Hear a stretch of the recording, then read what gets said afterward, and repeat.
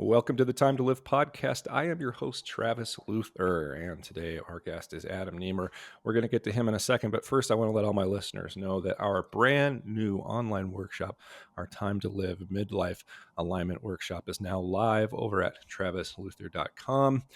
This is not an online course per se, but a once a week, 8-week course moderated by me personally, helping you folks out there who want to live a better second half, figure out how to get aligned with who you are, your own values, and your own purpose, so that you realize that it is indeed your time to live and you take action in your own life. So let's get started with today's episode. Today, we turn our attention to an issue that affects millions of people, but is too often overlooked: workplace mental health. More than 20% of Americans experience a clinically diagnosable mental health issue each year, but less than half of them actually seek help. And while businesses have made significant strides in addressing physical health in the workplace, mental health remains a taboo subject, weighed down by myths, stigma, shame, and silence. Leaders, from executives to line supervisors, often don't know how to respond when they see colleagues struggling. The old mantra of "leave your emotions at the door" has long shaped workplace culture and management techniques, but it's time for a different approach, one that recognizes mental well-being as a central component of professional success. To help us explore this critical issue and its relationship with empowering individuals to follow their dream, we're honored to welcome Adam Nemer, who spent nearly 20 years as a CFO and senior operations executive at Kaiser Permanente, all while struggling with severe yet undiagnosed depression and anxiety. Through his lived experience, Adam came to a life and career-altering realization: when leaders in the workplace have the tools to talk about mental health openly and without stigma, performance gets unleashed and lives transformed, usually including their own. So he started Simple Mental Health to help business leaders become mental health literate and to normalize the conversation of mental health in their organizations. Adam, welcome to the Time to Live podcast. Thanks so much, Travis. It's great to be here. So I'm going to just start with some with a with a frank conversation about your own mental illness and what really launched you on this career. And something that dates back, I think, 25 years ago now, and that was the suicide of your own father, who was also your business partner, in the unfortunate circumstances in which you were the one who found him. Yeah, no, Travis, I was going along life, just living life. And one day I showed up for work and my dad wasn't there, and it was eerie because he was always the first one in the office. And I called him at his home, didn't answer the phone, and that was pretty eerie too. And I drove down to check on him, and I found him. I found him in the kitchen. He had shot himself, and that was really the spark that took me on to the next 25-year journey into a lot of darkness, but eventually into a lot of light. And was this, people often say that they don't see the signs, and I think that's part of your work is trying to flesh those out earlier, get people comfortable with them, so that they can talk about what they're struggling with. Was that was that the case with your father, or did you have some suspicion that maybe he was not doing okay? Oh man, that, he was the rock of frickin' Gibraltar. Calm, cool, collected, the guy that everybody looked up to, the guy that his friends would go to for advice. You would never, always had a smile on his face or a look of contentment. He was that typical a person fighting, hiding behind this facade of happiness, which is, where I learned how to hide behind the facade of happiness. So looking back, I'm both not surprised given his history and knowing where he came from and all that, but I also, I've spent a lot of time reflecting back, and it would have been hard to see some of the signs. Yeah. And so you go on living your life, and you go on Hmm. to become, COO of Kaiser Permanente. I'm sure there's an actual figure, but a trillion dollar healthcare company. And all the while, I think you start to realize that maybe you had not escaped these mental health issues yourself, right? And you start to have some, like, chronic, uncomfortable, and pretty dark thoughts, right? That culminate in this meeting with you and your boss, in which he kind of says, "Hey, buddy, what's up?" Right? It was one of those crucible special moments in your life, one of those pivot points that shifts everything. And I was the Kaiser operations leader for the health plan in the Northwest, and I run our insurance company in the Pacific Northwest. And I had, unbeknownst to myself, after 20 years of severe but undiagnosed depression, anxiety after finding my dad. Mental illness, it's like physical illness. If you break your ankle and you don't take care of it, then your knee hurts. Then just it spreads through your body. Mental health is the same thing. So I found my father's suicide, and then I didn't get any help because of the stigma of the illness. And I just went off leading my life, and all aspects of my life were completely broken. And I eventually found my mom after she passed away. And when I found her after all those years of severe illness, oh man, I had a complete emotional breakdown and I had no idea. Right. I was I wearing bet. Levi's, t-shirts, flip-flops to work. It looked like I was going to the beach, not running an insurance company. Yeah. And just to And clarify, your mom didn't die by suicide. no, No. no, no. No, we don't know actually how she passed. Uh, no.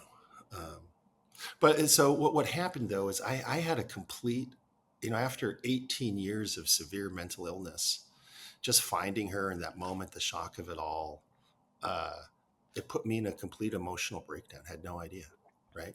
And for the It kind next of three turned weeks, your low grade or medium grade kind of chronic state of mental well-being into a full-on episode. dude, I lost it. Mhm. I mean, I if I shaved, I'd miss half my face. I was mean as hell to everybody. And about 3 weeks later, this national Kaiser leader, this fellow named David Lake, he was my national leader. He walks into my office on a Monday morning and he's like, "Hey man, how are you doing?" And again, it's like 3 weeks later. I look like shit at the time, right? I look so bad when he walked into my office that Monday Mhm. morning. Oh yeah, I look bad. So he walks in, he goes, "Hey man, how you doing?" I said, "I'm doing great." Because I had learned to wear that mask from my father all those years. I had all this pain I just hid behind. I go, "I'm doing great." He's like, "Well, I know about you finding your dad's suicide now, and you just found your mom. Are you seeing a therapist? Is that why you're doing so well?" I'm like, "I don't need to see a therapist. I'm doing great." Just like that. And he goes, "Well, you look great to me, Adam." His presence of mind to be able to say that is just beautiful, right? He goes, "Well, you look great to me, Adam, but, do you know the signs to look for in yourself in case you might need to get some help down the road?" As I say no, he pulls out of his pocket the business card of our company's employee assistance program and slides it across the desk to me. He goes, "Man, you give EAP a call. Give Dave Poppleton. He was our leader at the time. You should at least know the signs to look for in yourself in case you need to get some help down the road. You've had these traumatic experiences in your life." And Travis, I was so sick at the time that I didn't see what he was doing. Mhm. The next day, I went to see the EAP counselor. And the EAP counselor gives me the checklist of signs and symptoms. And I'm like, other than hallucinations, I crossed every one. And over the next week or so, I ultimately crashed as a human being, couldn't move or get out of bed. And I had to reach out and call the emergency psych hotline and get help. And that was the beginning of my journey. The relevance for it all and how this connects with my journey with simple mental health is this national leader, David, this whole thing was accidental. The day before, on Sunday, he was at a mental health first aid class at his church. And Okay. it's almost, can't believe the world works like this. Yeah. Yeah. We had a previous conversation, and you talked Yeah. to me about this mental health first aid class, and it was something that I had never heard of, but really thought was a genius idea, right? I mean, again, you talk about how much we do for physical health and how little or less we do for mental health. And you can take these seemingly physical health kits, these first aid kits to treat a physical condition and apply them to mental health, and then give lay people, if you will, the tools that they need to help people recognize something might be going on, and then additionally the resources to try and do something about it. I'll blow you. Here's a stat for you, bring it into real world stuff. Something like more than 70% of Americans have been trained on CPR, right? Hmm. So you learn how to, how many people actually use CPR through the course of their life, right? Right. And the Heimlich maneuver. Mm-hmm. Yeah, On the zero other for me. hand, less than 1%, something like 0.02%, 0.2% of Americans have been trained in mental health first aid. And people who get trained in mental health first aid use the skills every day, right? Yeah. Because we are around anxiety, depression, folks with mental illness on a regular basis. So it's a class that came from Australia and the United States. It's credentialed by the National Council of Mental Wellbeing, and there's lots of different other organizations that teach the same sort of thing. It's really what you want to learn is, one, how to recognize the signs that someone's struggling. Two, how to approach them in a safe, thoughtful, caring, non-judgmental manner. And three, how to guide them to services to get help. So this is what happened with this guy in the church, right? He's at his church on Sunday, like the day before he comes and comes to see me. And in his church, when he's in a mental health first aid like class at his church, and they're going over the signs and symptoms, someone could be struggling. And he was like, Nemer, Nemer, Nemer, Nemer. Oh my God, Adam's in a lot of trouble. The next part of the class, when they teach you how to have a safe, thoughtful, caring, non-judgmental conversation, he is where he came up with the idea of giving me the EAP business card the next day, right? So a senior leader at a $90 billion company became mental health literate in a half-day class. The next day, in a 5-minute conversation, changed my life. Yeah. And that's what simple mental health does. And that's what I now shifted my life to focus on, is running an organization that does one thing only: teaches leaders how to have those 5-minute conversations. And we frame it around why it's so damn important that they do it. Yeah. Yeah. And like you say in your book, I mean, probably quite literally saved your life, had you continued to spiral down that path. Oh, absolutely. For years, I think I know I was suicidal for years. Yeah. So you have this conversation with your Mm-hmm. boss, and then you go and seek help. You realize that maybe, if other people are seeing what you're feeling, that maybe they're right. Maybe you should go look into it.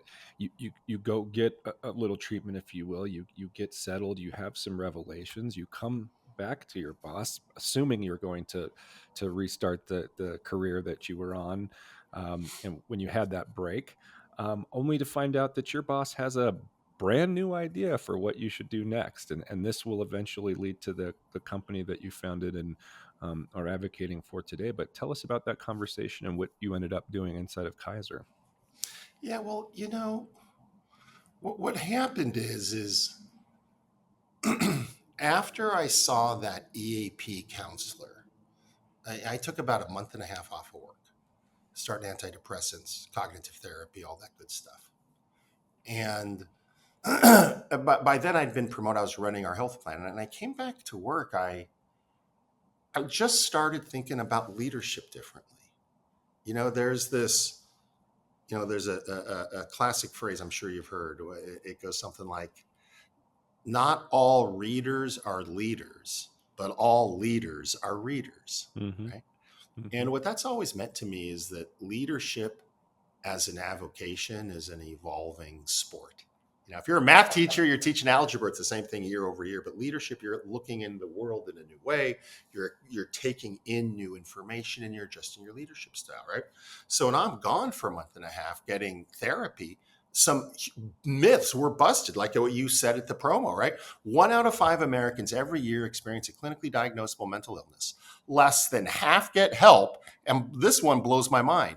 The median time period from the onset of symptoms to getting help is nearly 11 years. I mean, it's like, could you imagine if you were experiencing the signs and symptoms of breast cancer or Mm-hmm. colon cancer, but you Or waited toothache. 11, yeah, or waited 11 years to get help, right? Mm-hmm. It's just an absolutely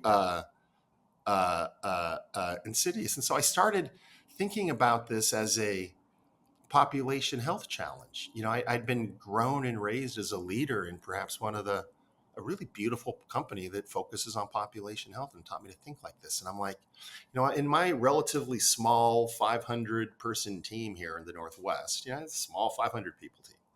I got 100 people this year going to be in just as much damn pain as I'm going to be in. Mm-hmm. And oh my God, what if I had that many people with cancer, diabetes, heart disease this year? We'd be in a crisis, right? Yep. So we ended up piloting a mental health first aid like program for Kaiser nationwide on our teams. Trained everybody on mental health first aid. We took everybody out of work over the course of 4-hour shifts over the course of a couple of weeks, executives and staff, everybody together. And over the next couple of years, as I was open and honest about my mental well-being. Like I'd be in a meeting, I'd say stuff like, "Guys, I'm having an anxiety attack. I got to go for a walk." Mm-hmm. I wasn't doing it on purpose, but with hindsight, it was like, as the senior leader was sharing my own mental health challenges, I was creating this safe space Mm-hmm. and for other people too. And what happened is as that happened over the next couple of years, those 100 people that would naturally need help kind of got self-selected for help because they were in an environment where it was encouraged. Mm-hmm. 2 years later, we had some of the highest performing employee engagement stats across our health plan. Right, our staff were some of the highest; they were the happiest, and we Right. also led on almost every key performance indicator as a health plan. It was Including all we want: retention as well. retention, Mm-hmm. productivity, Mm-hmm. attendance. We improved presenteeism. Every key leading and lagging performance indicator improved. Yeah, I think, and the important thing here is that I think we often look at a mental health benefit as a nice thing that we do for our staff or our employees so that they have it if they need it, and we hope that they never do. But we don't think about it as a competitive advantage in a market, right? That's And right. and I think I don't know. You can tell me whether it was on purpose or accidental, but I think this is what you found is that engaging in the mental health struggles of 1 in 5 of your employees doesn't just result in better company culture or better feeling of inclusion. I'll also put you and your division as the top performer from a business standpoint as well, which only benefits the company, right? Benefits the shareholders and certainly makes you look like a genius. It makes sense, right? So if you like, here are a couple stats to paint a finer point on it. It's been shown that people who struggle with depression alone can miss on average up to 35% of their regular productivity, right? That's a Mm-hmm. third of the year, 100 days a year where have lost productivity. On the other hand, right, that's below average. So 35% less than average. The University of Oxford's MBA program a few years ago found that people who are happy have a 13% improved productivity. Mm. So again, I'm a recovering CFO. I just see Mm-hmm. money all over this place here, right? So, Mm-hmm. it's 35% lost productivity. So when you help somebody just get happy, get healthy, you have the opportunity to reap a 35% improvement in productivity. And when you actually help them get happy, boom, it gets to 48%. Another data point for you is from the Gallup Group. Americans who struggle with their mental well-being miss more than 450% unplanned work days than Americans who don't struggle with their mental well-being, Mm-hmm. right? And so what we found, and didn't do this on purpose, for the love of the universe, Travis, I was just in a lot of pain and I didn't want other people to hurt like I hurt. But Mm-hmm. what happened is as people over those next 2 years, as our overall team got healthier. And how do you know we got healthier? Well, from that engagement stats, and because we talked about it, people would tell me, right? Mm-hmm. I had a day wouldn't go by where I didn't have people tell me what was going on in their therapy. My therapist would say this would be a common phrase amongst our teams, right? And what happened is it unleashed. We were able to put it this way: every team, given the fact that 1 out of 5 Americans every year experience mental illness, that means on on our teams, on every single team in America today, unless you've already brilliantly figured this out years ago, more than a fifth of your teammates are only working at 2/3 of their productivity potential. Mm-hmm. What if it was like it just you say, oh my God, that's a huge freakish that you can't run a business. That's a go out of business strategy, right? Mm-hmm. When you think about it like that, then say, well, so what do you do about it? Well, you just encourage people to use EAP. You normalize the topic of mental health. And that really is the lesson that I learned. The only, we did a lot of really neat stuff at Kaiser. It's an amazing organization, and there's a lot of cool stuff that's always going on there. But over the course of those 2 years, the only thing that was materially different was that we trained everyone in mental health first aid, and the leader said out loud, guys, I'm really struggling, just like you all are. It's okay. And what I found was that when leaders normalize that topic, people get healthy because they know that it's okay to get healthy now, Yeah. right? And to go get help. And it just unleashes all of that build up, pent up performance. Yeah. It's just never felt better. So you have your first time to live moment at this point where you find your mom's body. Unfortunately, you realize how much you'd been burying for the decades, since your father committed suicide. You go and you seek some treatment and some understanding of what's going on with yourself.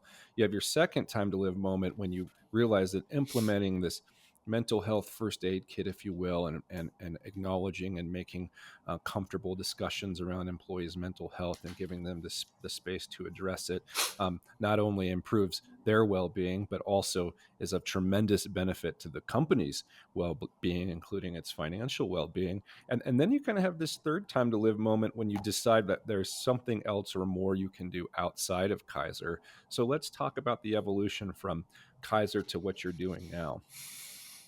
You know,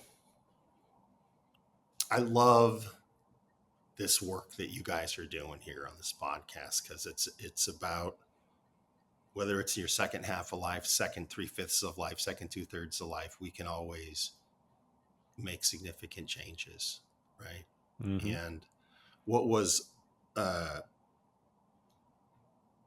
for years, I knew that it was time for me to leave the corporate environment at Kaiser. I knew it. I wasn't sure what I needed to go do, but I was scared as hell. Mm. Good I sign was sometimes. afraid and I was worried. The only thing what kept me back, and I understand this now with hindsight, but what kept me back from really doing something else, that creating something, was my mental illness. It was my depression and anxiety. For me, I experienced depression as sadness, and I experienced anxiety as fear about the future, right? So I was terrified. I was just stuck in this corporate environment that it wasn't even golden handcuffs. It was just handcuffs because I was so afraid of what would happen. And then as I got healthier, and by the way, 8 years later, I struggle with my anxiety every day, depression every day, right? I just know how to deal with it. But as as as I got better, I I realized that there is, once I both, well, two things happened that collided at the same time. It was finding my calling, which is I when I came back to work, people were wondering where I had been, right? So I had an all hands meeting with like 400 people were there in the room, a bunch of people on the phone, and I shared with them what was going on in my life, right? And it changed everything. It was an experience where I learned that sharing with people was both helpful for me in my healing and helpful for them. And so I went and I just started doing a lot of these volunteer keynote talks around Kaiser, right? And so I found that I was really enjoying it. And so both as I was finding a calling, I was also getting healthier at the same time. So the two things just beautifully happened. That is my mental health that I didn't know was the thing that was keeping me from moving forward. As my mental health improved, my depressions faded away, and my not away, but faded down, and the anxiety toned down. It allowed me to get the noise out of my life and see the opportunity and go for it. Hmm. And now it's funny, this is now 8 years later. Uh, I'm the happiest person I know. It's I have no worries about the future, right? I feel like Hewlett Packard, in their garage, and not worried about what's going to happen tomorrow. Let's clarify what that move 8 years ago was. That was the founding of your company now. Tell us what your company's called and what your primary responsibilities are. Yeah. So just to be clear, 8 years ago was when this journey started. 3 years Oh, ago is when gotcha. I Sorry. founded Simple Mental. Yeah, that's okay. Sorry. A timeline of this story. You need like a historian to figure it all out, right? So 3 years ago, I started an organization called Simple Mental Health, and Simple Mental Health is here for one reason only, which is to help leaders address mental health in the workplace. We want to help leaders create stigma free mental well being environments. And we do it by educating them on the business case and inspiring them on the human case to become mental health literate and normalize the topic of mental health in their organizations. And we run, half day workplace mental health literacy leadership courses for boards of directors, for the leadership teams. You can cascade down through all leaders and staff in your organization that just bring mental health literacy to the workplace.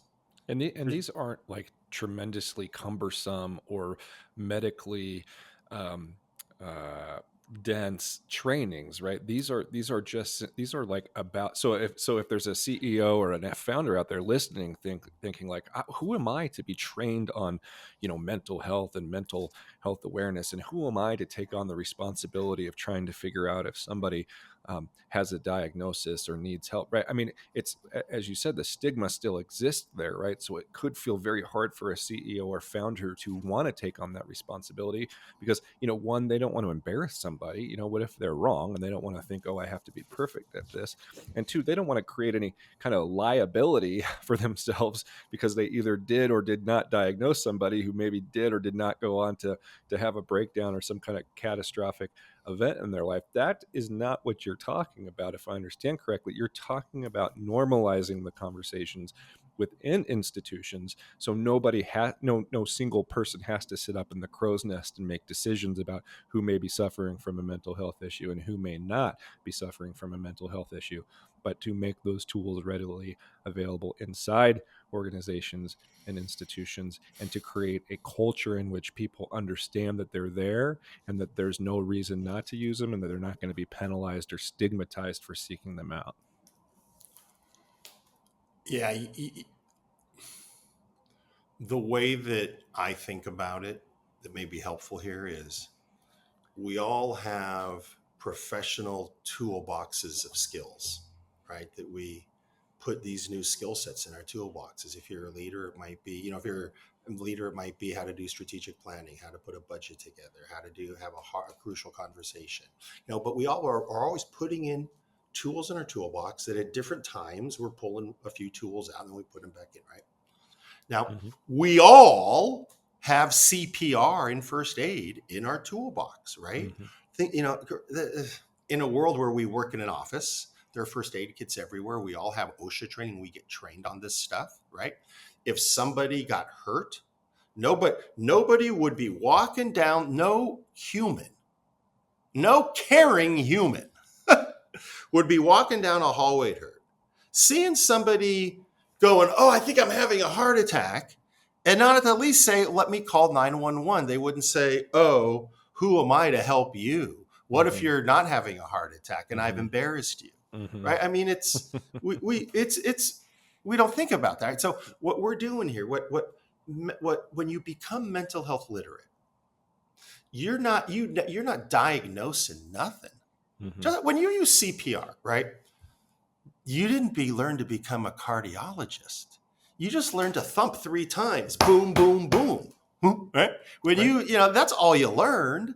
And so when you become mental health literate for the workplace, the signs and symptoms that someone might be struggling, oh man, they are so natural and human that we all know them. I'll give you an example. In our workshop, the way we show this point and kind of prove this point is we take the group of 100, couple hundred people, put them in their tables, and we ask them over 60 seconds to brainstorm what are all of the potential signs and symptoms that someone might be struggling. And it's kind of like a competition. We have everyone in the room, over 60 seconds to write them down. And we see who has the most. Usually it's about someone has, one table has 17 signs and symptoms, and they read them all out. And then you say, well, other tables, do you have any that they haven't read? And over a few minutes, you get out the 20 signs and symptoms. You then show the slide of all the signs and symptoms. They're what everybody just said. Mm-hmm. It's that we are wired as human beings to connect with people's feelings, just like we're wired to understand if they have a physical problem. There are changes in, behavior. Someone who is quiet is now loud. Someone who is normally really engaged in conversations is quiet. Someone who's normally quiet is engaged. They're late for work. They smell of alcohol. Mm-hmm. Their work performance is significantly dropped. They disappear during the times of the day. They're in meetings, but they don't really seem like they're there they don't seem to be present. So all of these signs and symptoms, man, and this is what's so cool about the class is we all know them. Right. You So don't need it's you don't awesome. Yeah, you don't need to understand if somebody's mother didn't hold them enough when they were an infant. You just simply need to have practice a little bit of empathy or practice using your empathy to say, there's something off here. And it's interesting that you said you talked about that human And can I just intuition. interrupt? Can I Yeah, just say of one thing, course. just so because I It don't is want my anyone. podcast, but you can interrupt me. Well, I don't want anyone to hear that. Oh, I don't know. I don't understand it. I don't feel like I have empathy, so that means I can't do this, right? No. What you learn in these classes is, in effect, kind of how to have empathy. Because for those folks who just like going, I don't get it. When you Mm-hmm. see it empathy is something that can be learned, Mm-hmm. and becoming mental health literate. For those of you who feel like I want to become more empathetic, I want to learn that. This is a brilliant half day, 90-minute sort of course you can take and skill set you can learn, because empathy is, you can learn it. Anyways, I'm sorry for interrupting you. I didn't No. want anyone to think, oh, I can't learn this. No, no, no, no. That was your point. Was the point I was trying to make? Yeah, and Oh. so Sorry. that's okay.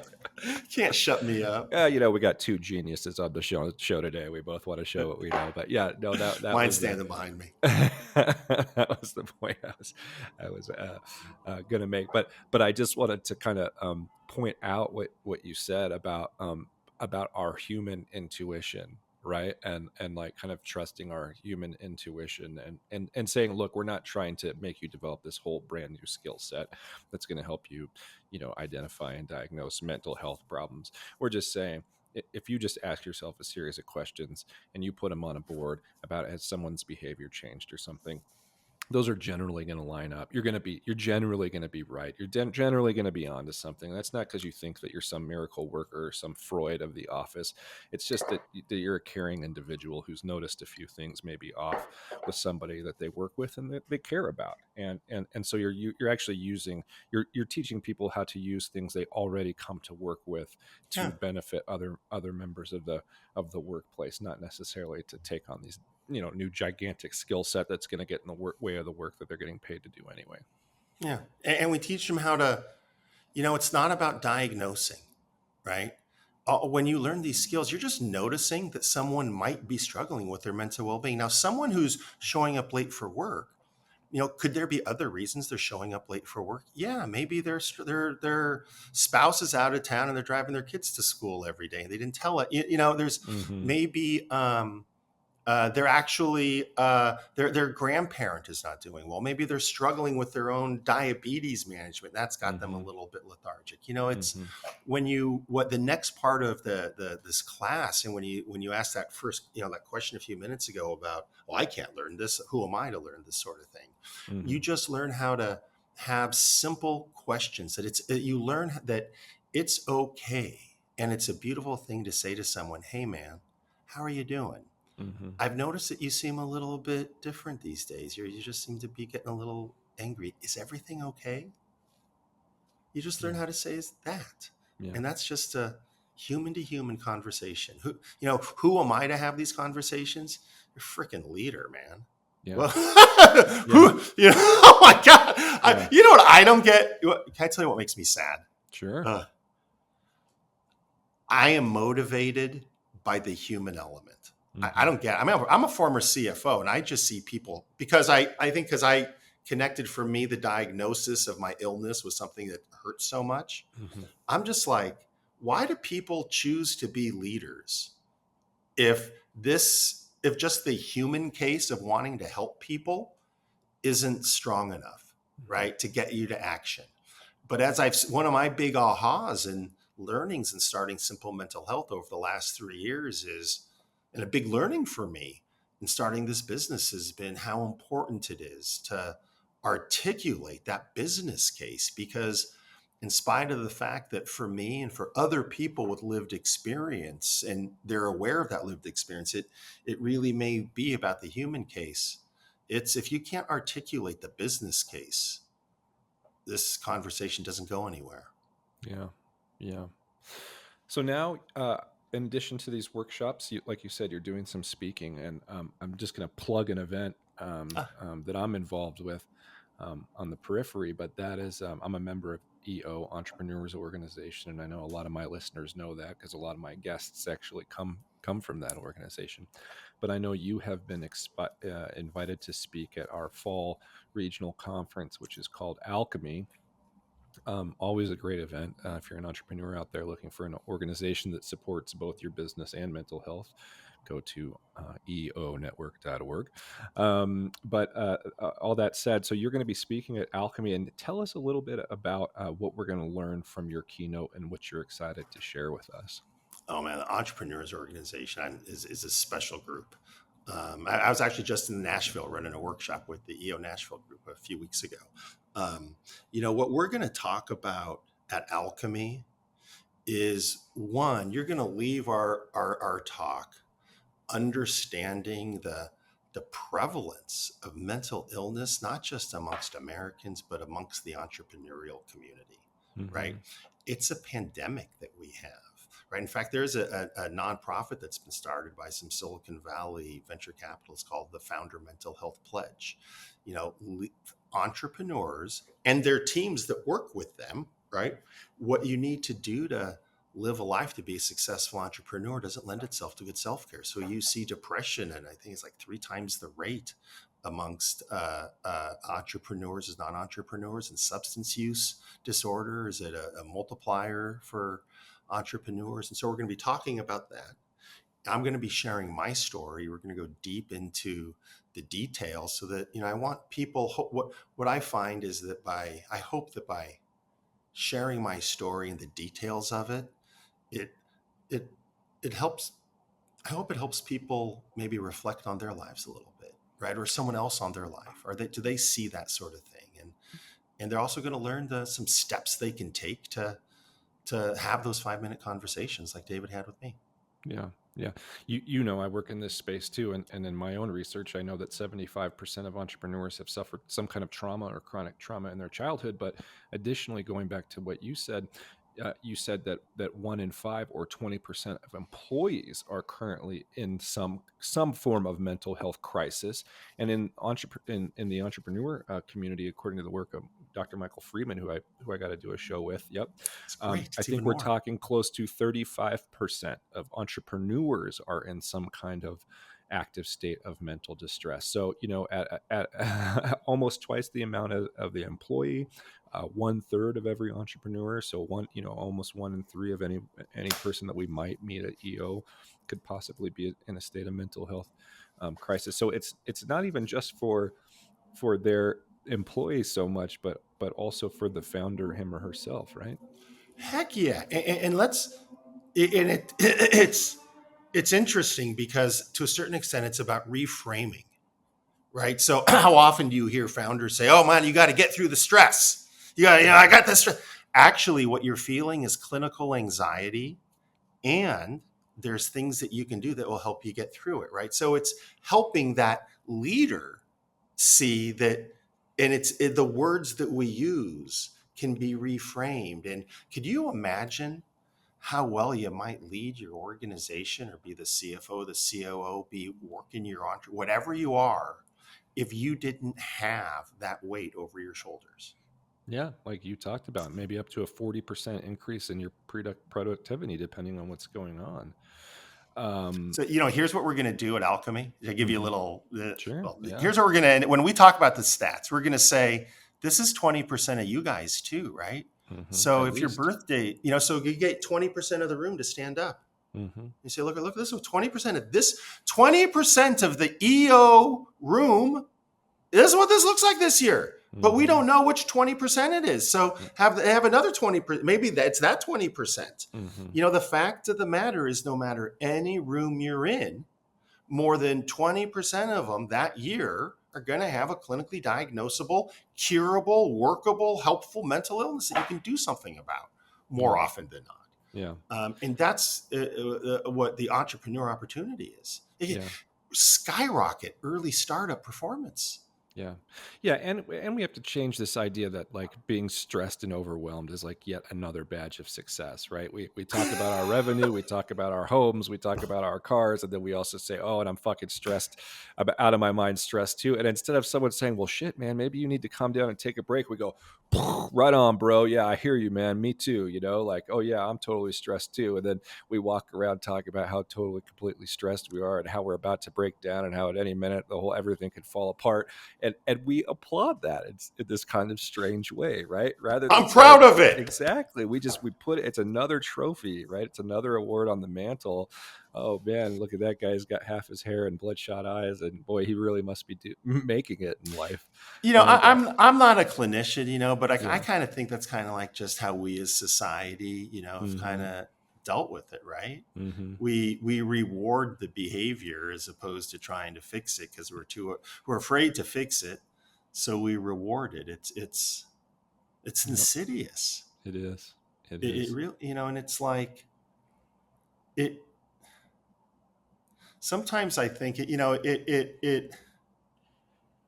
it takes strength to recognize that you can go get help for yourself. Mm-hmm. Um, Anyways, I'm sorry. No, no, you're good. You're good. Well, Adam, I think we're coming to the end of our time here. I'm gonna wrap up here. Is there anything else you want to add that's important that we haven't covered so far, or any closing thoughts on or takeaways you really want to drive home here in these final moments? You know what? I hope people